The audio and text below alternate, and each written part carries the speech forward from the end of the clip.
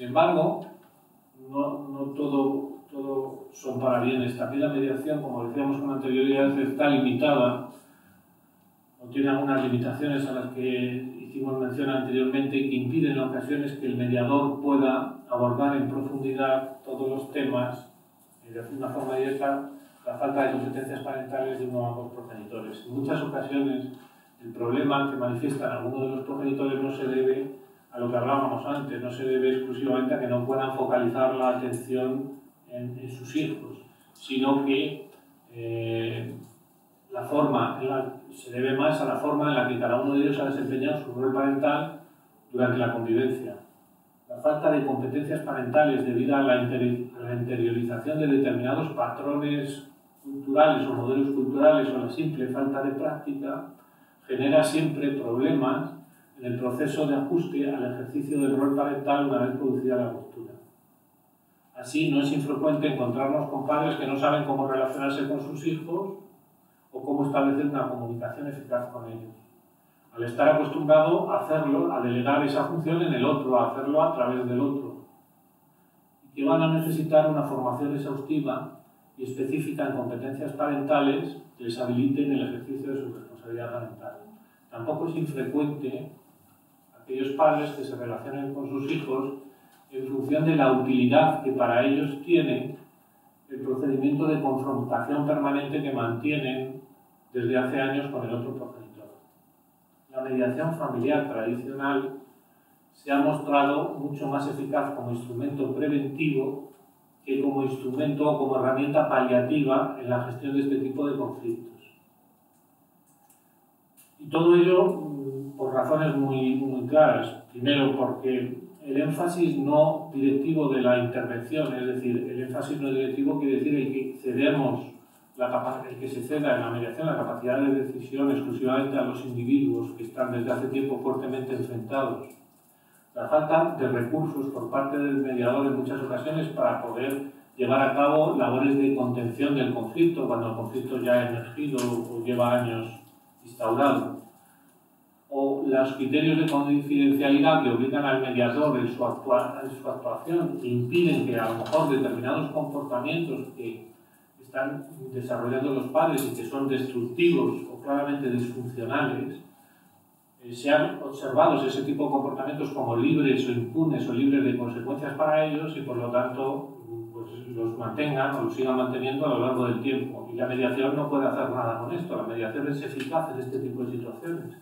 En aquellas situaciones en las cuales el conflicto está exacerbado desde hace mucho tiempo.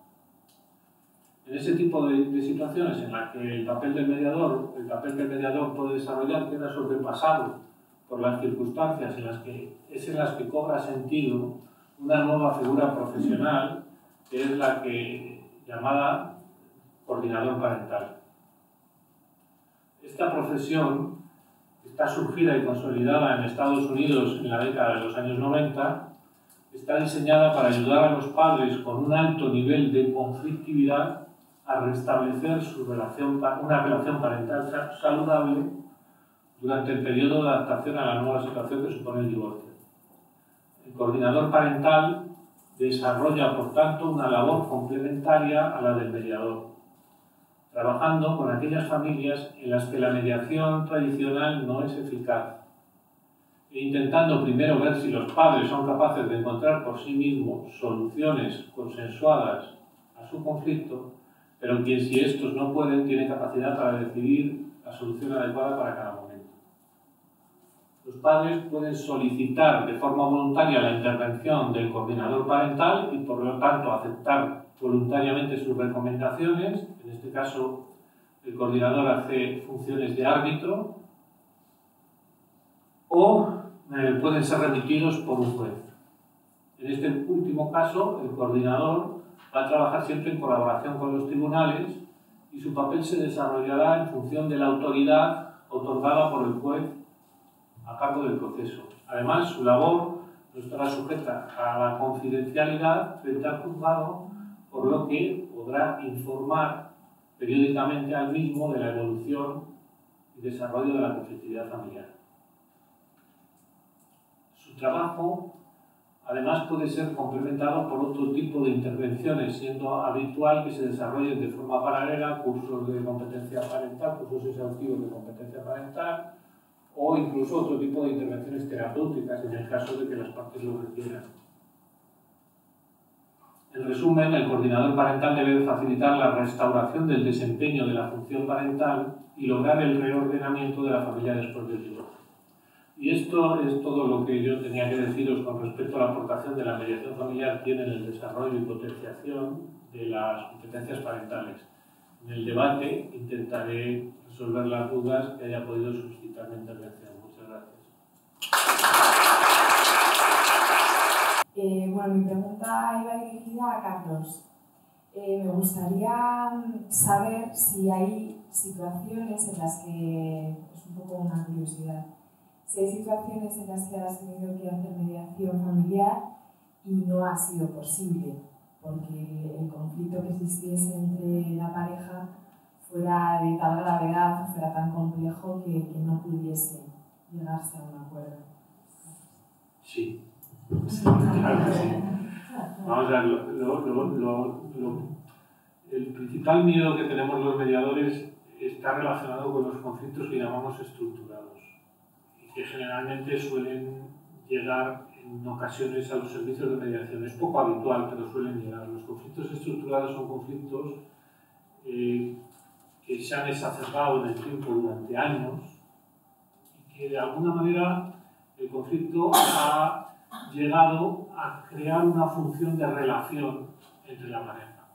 Es decir, no se entiende la pareja sin que exista el conflicto. Entonces, el mediador hace grandes esfuerzos para tratar de gestionar una resolución a esa situación sin que sea posible, porque es lo que da vida a la relación de pareja. Entonces, bueno, esos conflictos estructurados que normalmente no suelen llegar, porque no suele ser, pero a veces llegan desde la perspectiva de la amenaza, es decir, de alguno de los dos, intentando decir, soy capaz de separarme de ti, ya no te aguanto, y entonces van a los servicios de mediación para amenazar al otro de esa situación de ruptura y condicionar su comportamiento, tienes que cambiar, etcétera, etcétera, pero en realidad no quieren una ruptura porque no entienden su vida fuera de la relación. A ver si me refería más a parejas ya Cuanto más tiempo haya pasado antes de que haya actuado un tercero para poder contener el conflicto, más dificultades tiene la mediación de poder gestionarlo. Nosotros ahora mismo recibimos procedimientos de los juzgados, derivados directamente de los juzgados, con 8, 10, 12 años de conflictos contenciosos y litigiosos en el juzgado, con no un procedimiento, sino varios procedimientos abiertos. Ya la hostilidad entre la pareja no se circunscribe a un aspecto puntual que tenga que ver con su ruptura, sino que se han hecho excesivos daños en muchísimas cuestiones. Evidentemente, cuanto más tiempo pase, más difícil es de abordarlo con los medios que tiene un mediador a su alcance, que vuelvo a repetir, los medios están estructurados, son esos, es decir, el mediador no puede tomar decisiones, puede gestionar el conflicto, pero no puede tomar decisiones. Por eso está la figura del coordinador. El coordinador tiene un mayor acceso a poder gestionar ese tipo de situaciones porque trabaja directamente con el juez. Puede informar de la deriva de determinados acontecimientos, de determinados comportamientos que son muy disfuncionales, muy destructivos. Es decir, imagínate la situación de que un padre recoja a su hijo y se le lleve con él y entonces le lleva al bar más inmediato al lado de su casa y le diga, quítate la ropa, ponte esto, que está la ropa, es la ropa de tu madre que te viste como un trapero. Y yo quiero que vistas de esta manera. O le lleve a una peluquería sabiendo que a su madre le gusta el pelo a tazón y se lo corta el pelo y se lo devuelva a mediante. Es decir, el conflicto ya está en base al daño que yo puedo hacer al otro por lo que me ha hecho. De ese tipo de conflictos, cuando ya se llega a ese tipo de situaciones, la mediación pues es más difícil. No quiero decir que no sea eficaz, porque siempre hay una ventana, siempre hay un momento en el que la mediación tradicional puede entrar ahí. Nosotros hemos tenido resultados en ese tipo de situaciones, sobre todo cuando ellos empiezan a ser conscientes del daño que están haciendo a sus hijos con este tipo de comportamiento. Lo ven palpable en algo que necesitan ir a un terapeuta, o en que empiezan a sacar malas notas y empiezan a ser más conflictivos, o que empiezan a rebelarse con respecto a la situación que están viviendo de confrontación entre los padres. Entonces es cuando se abre la posibilidad a llegar a una solución. La mediación tradicional tiene que esperar a esas ventanas para poder gestionar ese tipo de conflictos. Por eso existe esa otra figura de la que hablaba antes, que es la de autoridad. En España no está regulada legalmente como pasó con la mediación, pero sin embargo ya hay un juez en Cataluña que directamente ha mandado a una familia un coordinador parental. En Cataluña sí. En Cataluña ya esa figura, ya hay un juez que ha mandado coordinadores parentales. Una última pregunta.